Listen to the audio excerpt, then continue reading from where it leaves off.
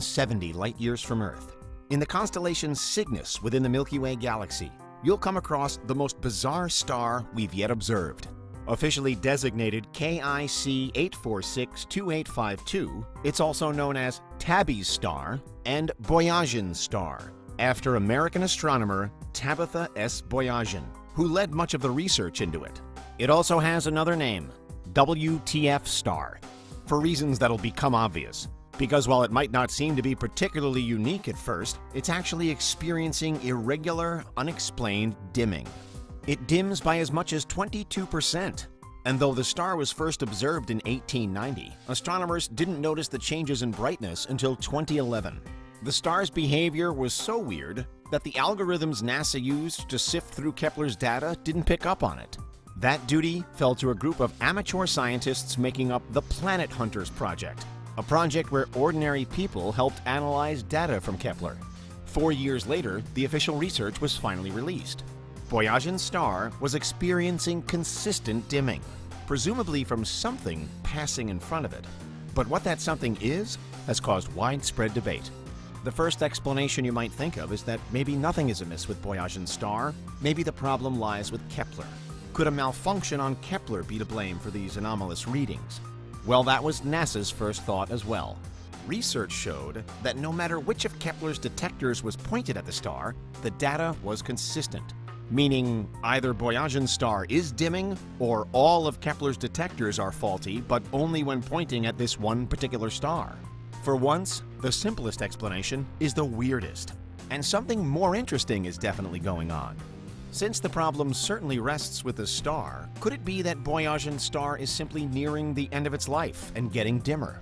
Boyajian's star is an F-type main sequence star, slightly larger and hotter than the Sun, with a shorter expected lifespan, somewhere between 2 to 4 billion years. But there's no evidence that Boyajian's star is dying. Despite the dimming, it's burning steadily and couldn't be more ordinary. It's whatever's passing between Boyajian's star and Earth that's unusual, and there are many theories about what that could be. The most obvious is that some kind of large celestial body is causing the planet to dim during a transit, like an exoplanet. But this planet would have to be of unprecedented size. Jupiter would only block 1% of the light from Boyajian's star, so we'd need a planet 22 times bigger than that to achieve this dimming, which would be double the size of our Sun.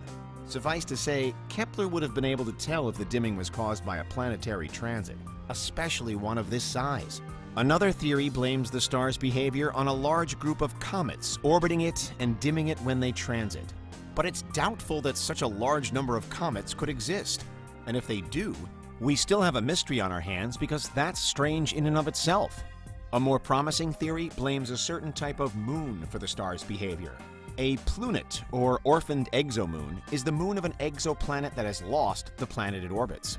The plunet in question would have to be an enormous moon that was once in orbit around a gas giant, and it would need to be disintegrating as it passed in front of the star. In this scenario, the material being ejected by the moon as it's slowly destroyed would cause the dimming, rather than the moon itself. Simulations that have been run here on Earth have proven that this could be the case. But the explanation could also be a lot simpler. The theory favored by Tabitha Boyajian herself is that there's an enormous amount of dust occluding the star. The degree of dimming observed is inconsistent across different wavelengths, with more dimming of ultraviolet light than infrared. This all implies that whatever's blocking the star isn't a solid object at all, but something diffuse, like a large cloud of dust or debris. In NASA's words, the star could be surrounded by, quote, an uneven ring of dust in orbit around it. Such material could be shed from a plunet or from a planetary collision. Such collisions are rare, however, and researchers would expect to see an infrared glow from the leftover heat. Alternatively, one research team has suggested that Boyajian's star might be consuming a moon or planet that got too close. Yet another culprit could be an orbiting gas giant with an enormous ring system. Planetary rings can look huge, but actually contain very little matter.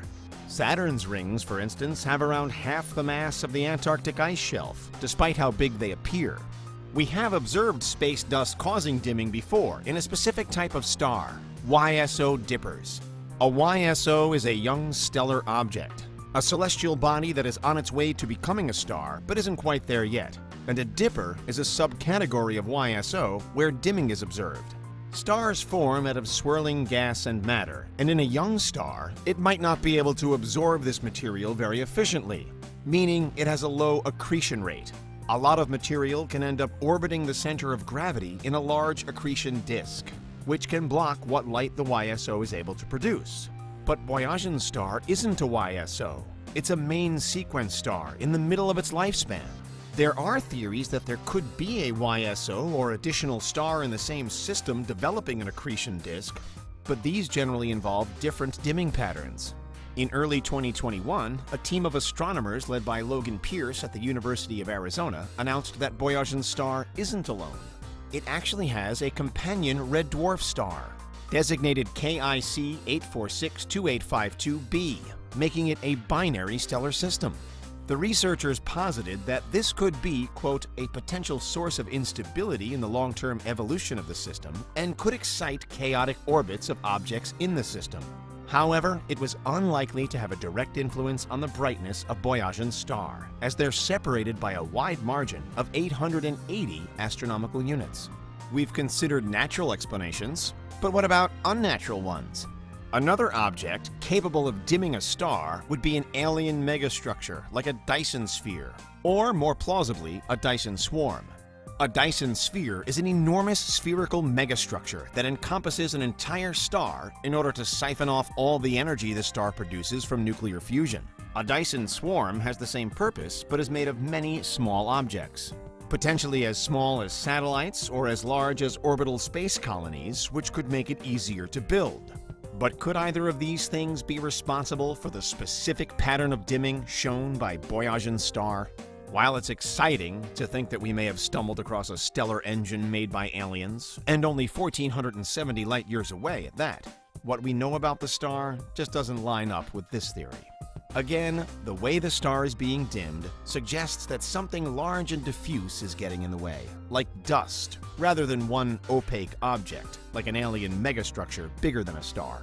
In fact, if the Dyson sphere was doing its job properly, we might not be able to detect Boyajian's star at all, because so much of its energy would be going directly into the sphere, rather than escaping and getting all the way to Kepler's detectors. But it could be something even more ominous.